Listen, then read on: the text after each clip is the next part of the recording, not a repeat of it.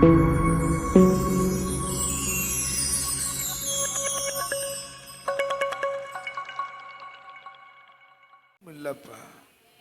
ஆகவே நம்பிக்கையோடு நாங்கள் எங்கள் ஜெபத்தை நாங்கள் ஏறெடுத்திருக்கிறோம். கர்த்தர் தம்முடைய வல்லமை விளங்க செய்திருந்தோம். இந்த ஆராதனை வேலையை கூட கர்த்தர்களுக்கு ஆசீர்வாதமாய் மாற்றி தாரும். நீர் எங்களோடு கூட பேசுவீராக. உங்களுடைய வார்த்தை எங்களுக்கு வேணும்ப்பா. கர்த்தர் நீர் உங்களுடைய வெளிப்பாடுகளை, தீர்க்க தரிசனங்களை, ஆலோசனைகளை கர்த்தர் தந்து வழி நடத்தும். இரட்சகரின் நாமத்தில் வேண்டிக் கொள்கிறோம் எங்கள் நல்ல பிதாவே. நல்ல கரம் தட்டி அப்பாவுக்கு ஒரு மகிமையை. Praise the Lord, praise the Lord, praise the Lord. நாம் யாவரும் உட்கார். ஏப்ரல் மாதத்தின் இந்த முதலாவது வாரத்தில் தேவ சமூகத்துக்கு நேராக வந்திருக்கிறதான என் அன்புக்குரிய சகோதர சகோதரிகள், வாலிப பிள்ளைகள், வயோதிபர்கள் எல்லாருக்கும் நான் இயேசு கிறிஸ்துவின் ஈடற்ற இனிமையான நாமத்தில் என்னுடைய வாழ்த்துக்களையும் என் ஸ்தோத்திரத்தை மிக அன்போடு நான் தெரிவித்துக் கொள்கிறேன். Praise the Lord. நன்மை செய்யும் தேவன் என்ற தலைப்பில் நாம் கர்த்தருடைய வார்த்தையை இந்த நாளில் நாம் தியானிக்க இருக்கிறோம். நம்முடைய தேவனாகிய கர்த்தர் எப்போதும் அவர் நன்மையை மட்டுமே செய்கிறார். தீமையை அவர் வெறுக்கிறார். தீமையை பார்க்க மாட்டாத அவருடைய கண்கள் கூட தீமையை பார்ப்பதில்லை. தீமையை சகிக்கிற தெய்வம் அல்ல, அவர் நன்மையே செய்கிறவர். நன்மை செய்கிறவராகவே சுற்றி தெரிந்த தெய்வம் இன்றும் நம் நடுவில் அவர் உலாவிக் கொண்டிருக்கிறார், நன்மை செய்வதற்காகவே. ஹல்லேலூயா, ஹல்லேலூயா. இந்த ஏப்ரல் மாதத்தில் ஆண்டவர் நமக்கு அழகாக ஒரு வாக்குத்தத்தத்தை கொடுத்தார். சகரியாவின் புத்தகத்தில் 8வது அதிகாரம் 15வது வசனத்தில் நாம் வாசிக்கிறோம், இந்நாட்களில் எருசலேமுக்கும் யூதாவுக்கும் நன்மை செய்யும்படி திரும்ப நினைத்தேன். பயப்படாதீங்கப்பா, நான் நன்மை செய்வேன். இந்த உலகத்தில் நமக்கு நன்மை செய்ய ஒருவரும் தேவையில்லை, ஆண்டவர் நமக்கு இருக்கிறார். எத்தனை பேர் கரத்தை உயர்த்தி கர்த்தர் எனக்கு இருக்கிறார், அவர் பார்த்து கொள்வார், கையை நல்ல சத்தமாக தட்டி அப்பாவுக்கு இந்த காலை வேலையில் ஹல்லேலூயா. நன்மைகளின் தேவனாக அவர் இருக்கிறார், நன்மைகளின் ஊற்றாக அவர் இருக்கிறார். நமக்கு இன்னைக்கு என்ன நன்மை வேணும், நாளைக்கு என்ன நன்மை வேணுமோ அந்த நன்மை நம்ம அப்பாவின் கையில் இருக்கிறது. ஹல்லேலூயா. யாக்கோபு புத்தகத்தில் நம்ம வாசிக்கிறோம்ல, நன்மையான எந்த ஈவும் பூரணமான எந்த வரமும் பரத்தில் இருந்து உண்டாகி சோதிகளின் பிதாவினிடத்திலிருந்து இந்த மாதத்தில் அந்த இறங்கி வருகிற நன்மையை நம்ம பெற்றுக்கொள்ள போகிறோம். நம்முடைய குடும்பத்தின் மேல் அந்த நன்மையை கர்த்தர் கட்டளையிட போகிறார். அவருக்கு தெரியும், நம்முடைய பாரம் தெரியும், நம்ம வேதனை தெரியும், நம்முடைய குழப்பங்கள் தெரியும், நம்முடைய கஷ்டங்கள் தெரியும். அவரை போல புரிந்து கொள்ள ஒருவரும் இல்லை. ஹல்லேலூயா. தீமையான காரியங்களை அவர் மறைத்து போடுகிறார், அதை இல்லாமல் ஆக்குகிறார். ஒரு விதத்தில் நம்ம எதிர்பார்க்கிற நன்மைகள் வருகிறது.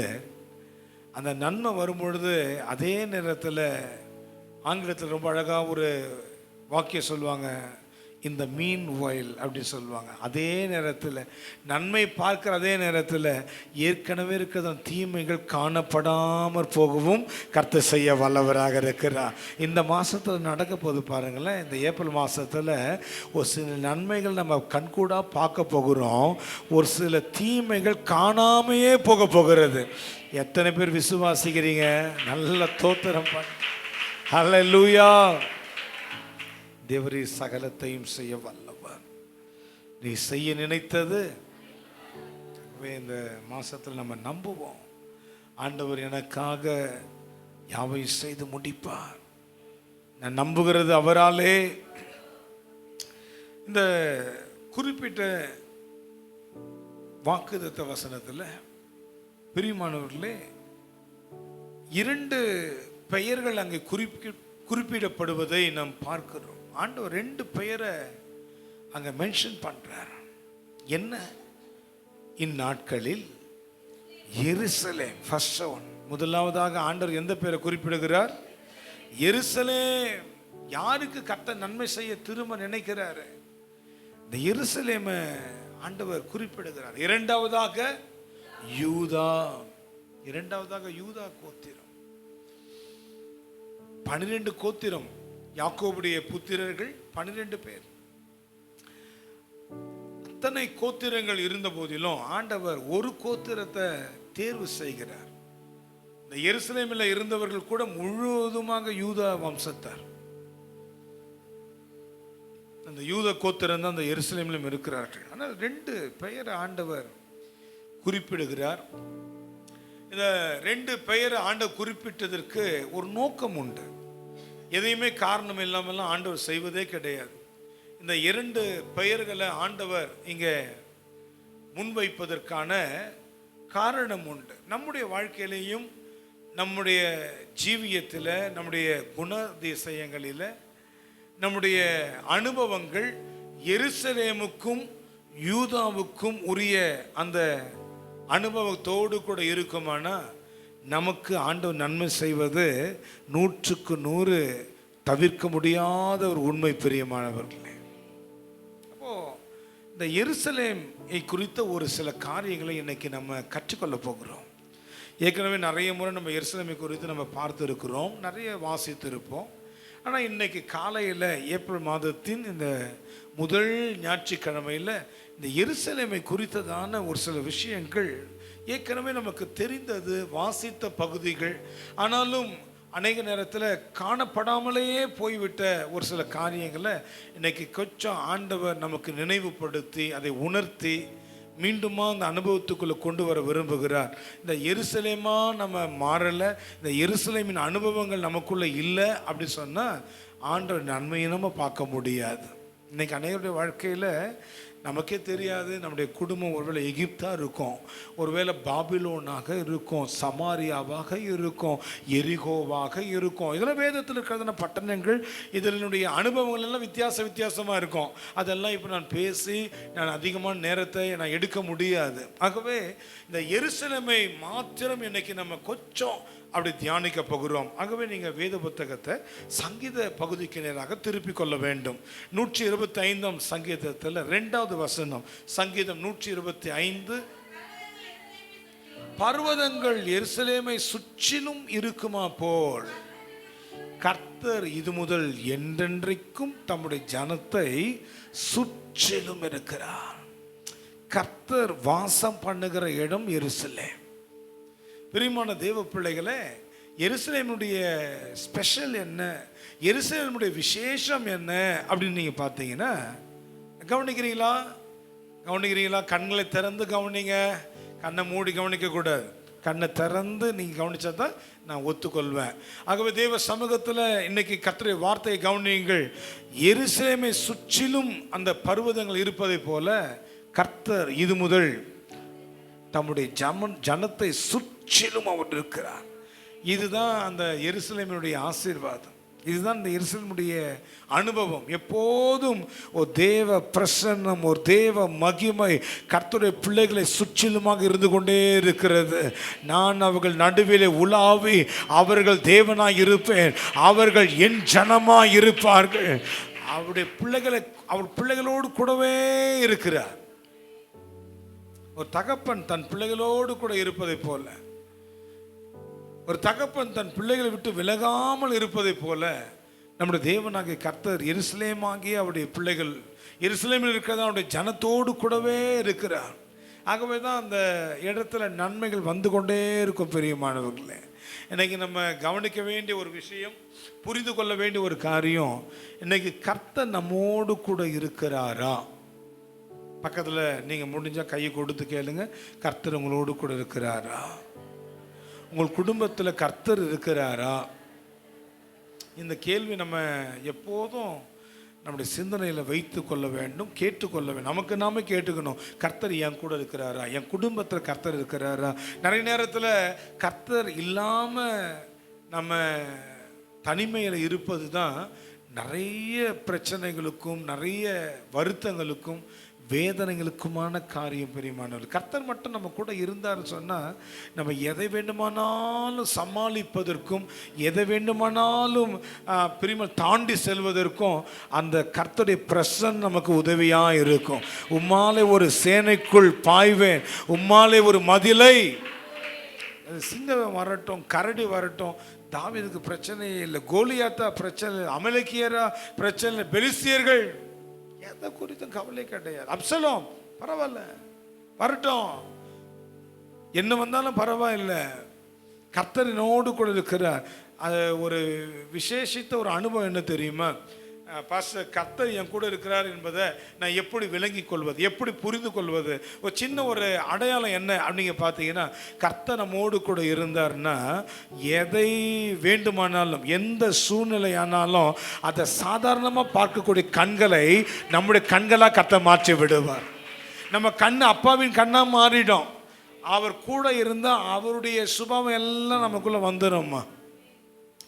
பிரச்சனைகளை இயேசு எப்படி பார்ப்பாரோ அதுபோல் நாம் பார்க்க ஆரம்பித்து விடுவோம். பக்கத்தில் சொல்லுங்க, பிரச்சனைகளை உங்க கண்ணு வச்சு பார்த்தா நீங்க சோர்ந்து போயிடுவீங்க. உங்க கண்களில் கர்த்தருடைய கண்ணு வந்து இணைந்து ஆண்டுடைய கண்ணு பார்த்தா சாதாரணமா பார்ப்பார், சாதாரணமாக பார்ப்பார். அல்லேலூயா, அல்லேலூயா. இயேசுவின் கண்கள் அது சாதாரணமாக பார்க்கப்ப எந்த ஒரு பிரச்சனையும் அந்த கண்ணு ரொம்ப பிரம்மாண்டமாக ரொம்ப பயங்கரமாக ஐயோ மலைச்சு பார்க்குற கண்ணெல்லாம் ஆண்டோடைய கண். நம்ம கண்ணு தான் அப்படியே ஐயோ என்ன பண்ணுவோமே தெரியலையே. ஆண்டவர் பார்த்தாருன்னா சிம்பிளாக பார்ப்பார். இப்போ காணா ஒரு கல்யாணத்தில் திராட்சை ரசம் குறைஞ்சி போச்சா, ஐயோ எல்லாம் பதறாங்க, அங்கே ஓடுறாங்க இங்கே வர்றாங்க.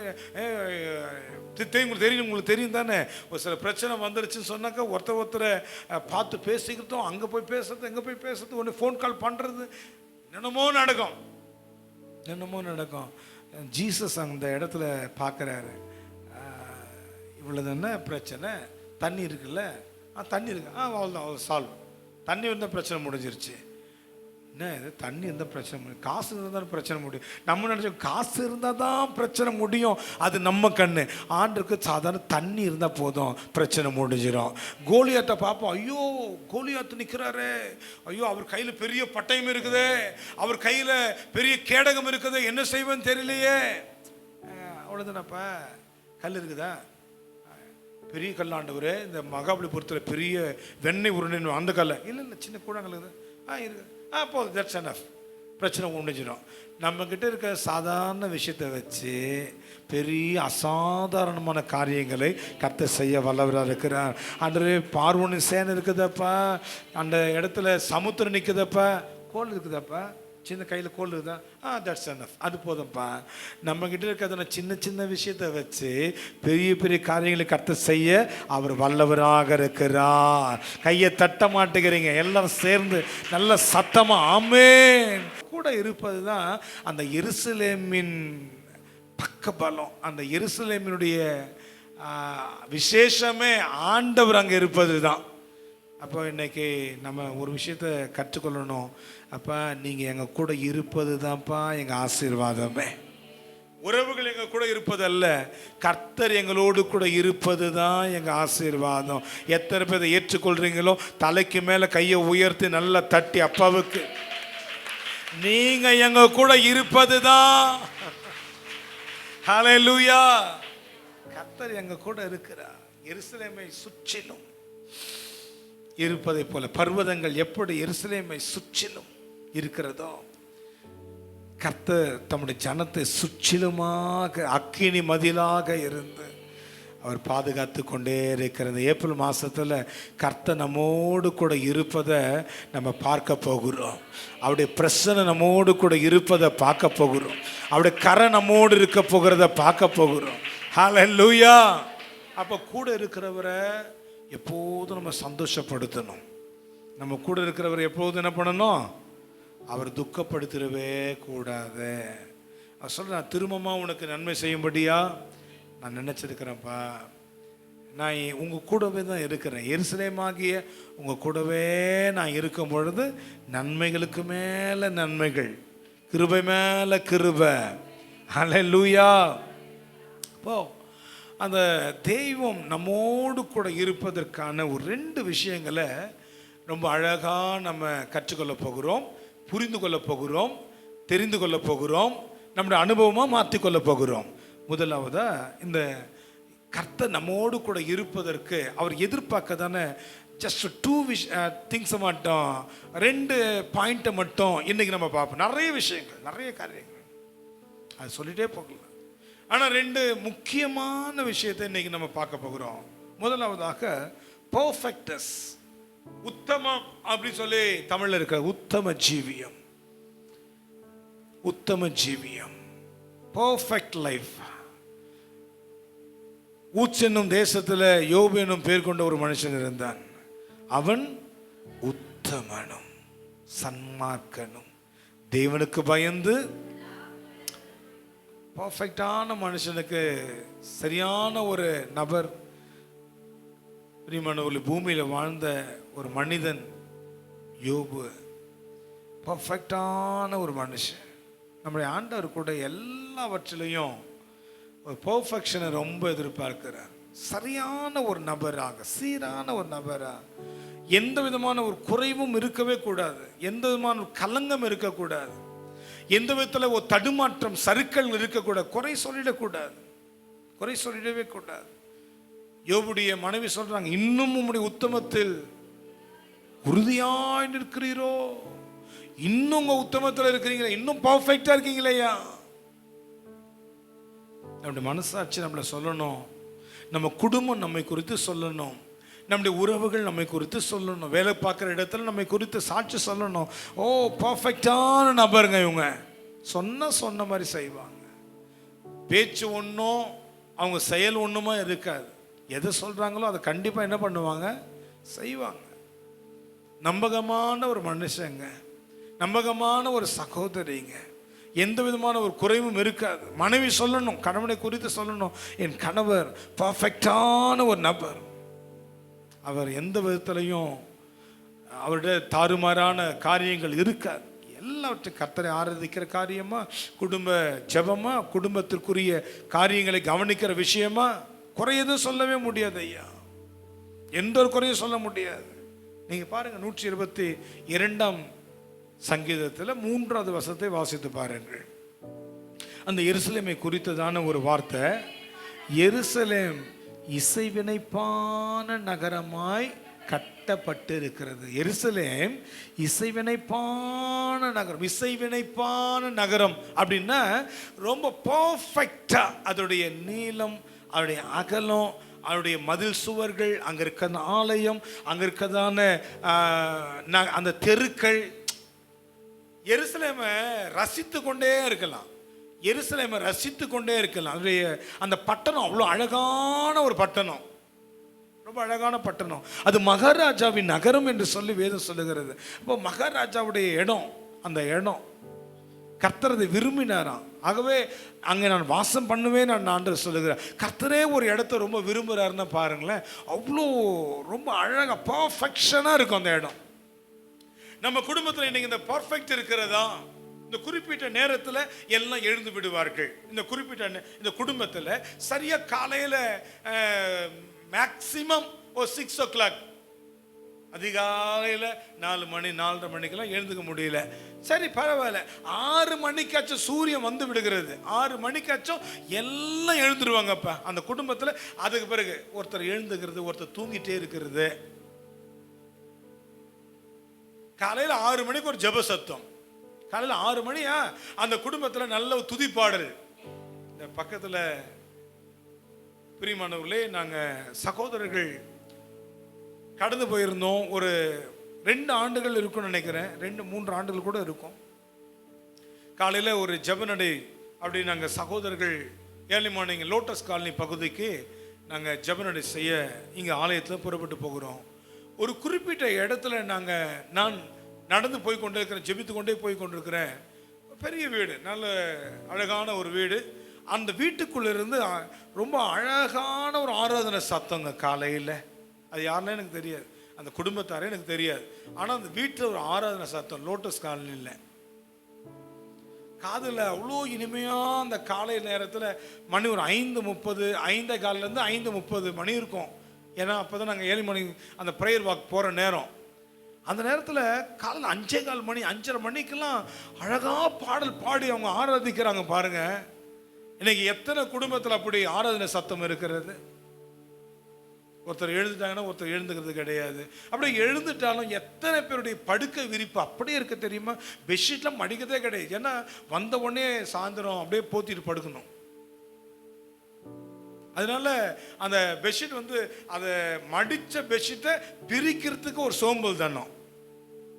பர்ஃபெக்ஷன் பெட்டு பர்ஃபெக்டாக இருக்கணுங்க. நம்ம உட்காருக்கிறதான அந்த சேர் இருக்கதே அது சரியாக இருக்கணும்.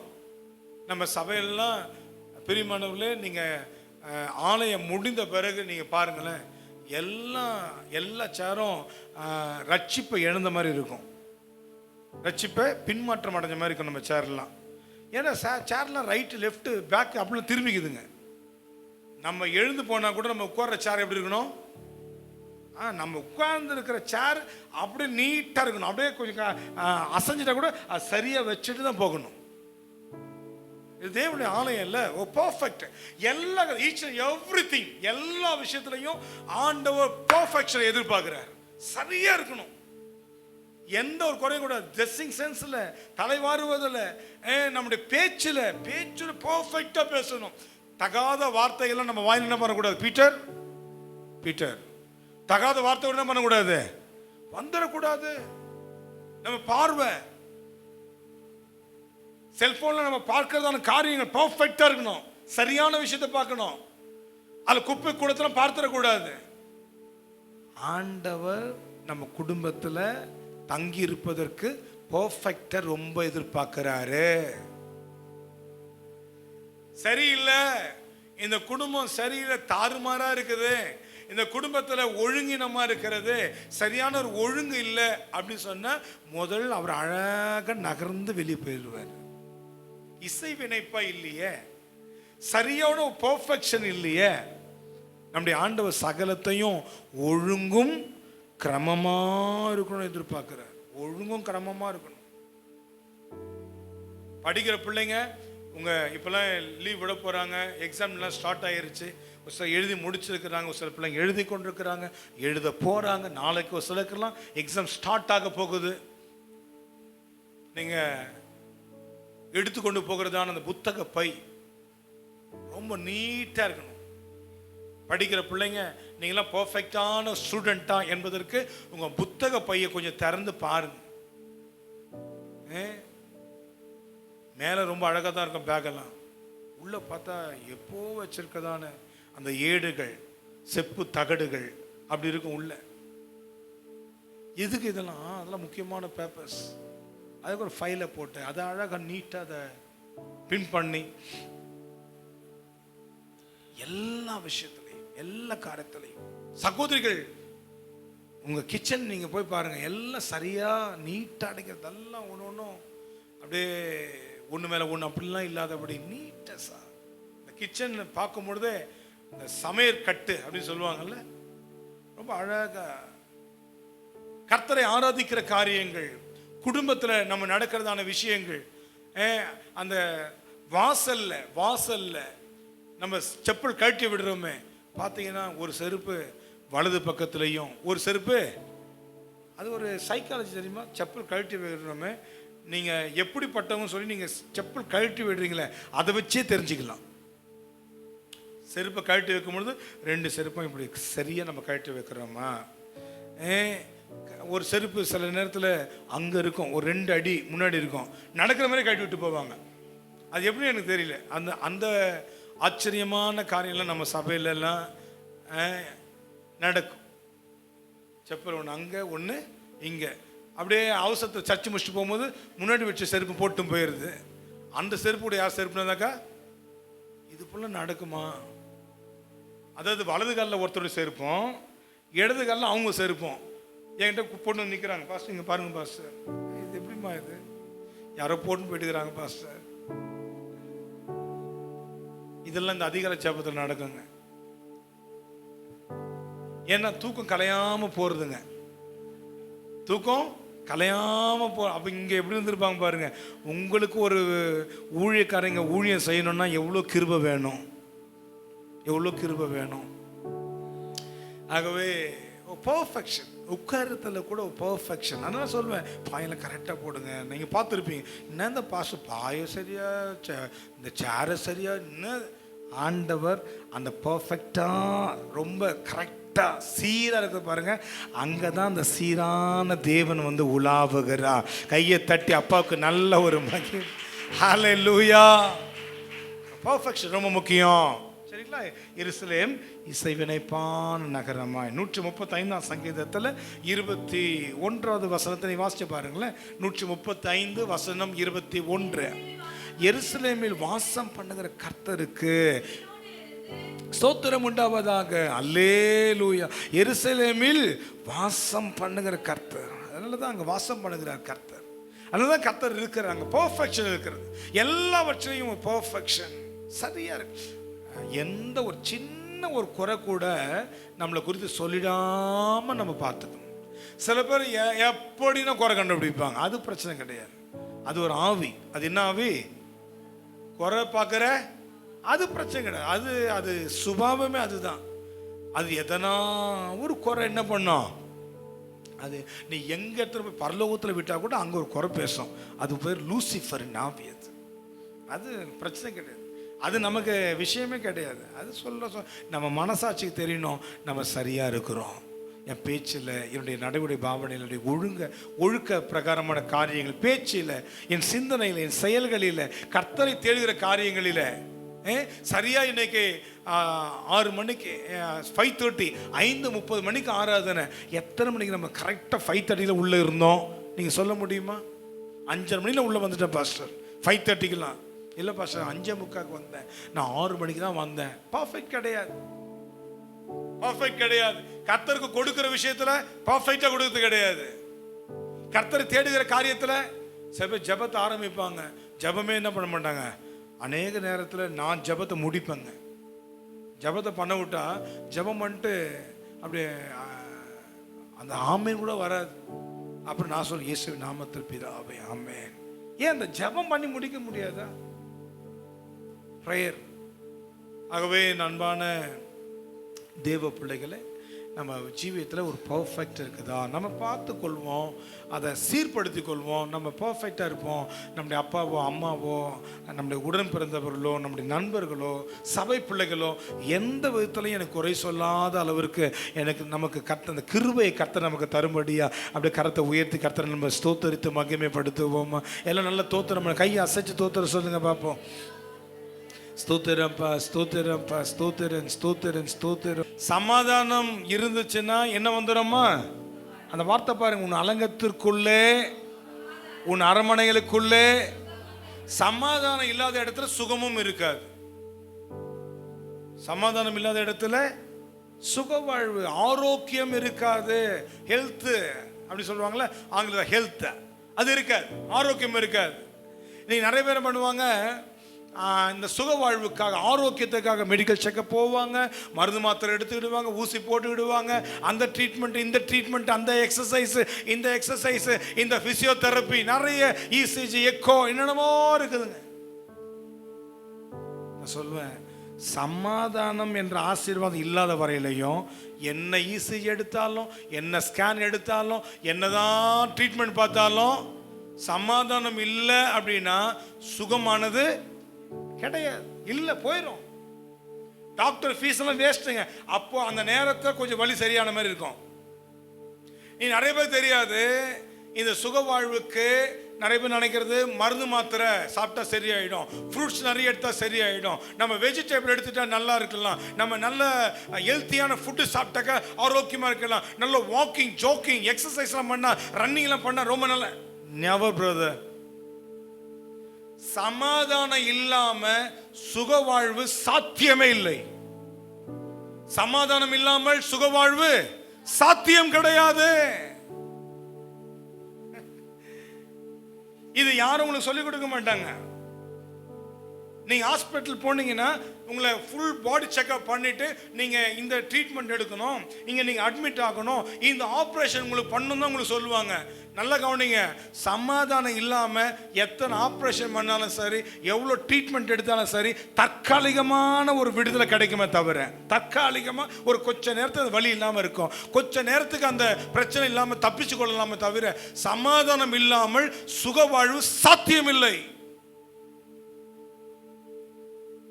அந்த சமாதானத்தை கொடுப்பது கர்த்தர் மாத்திரமே.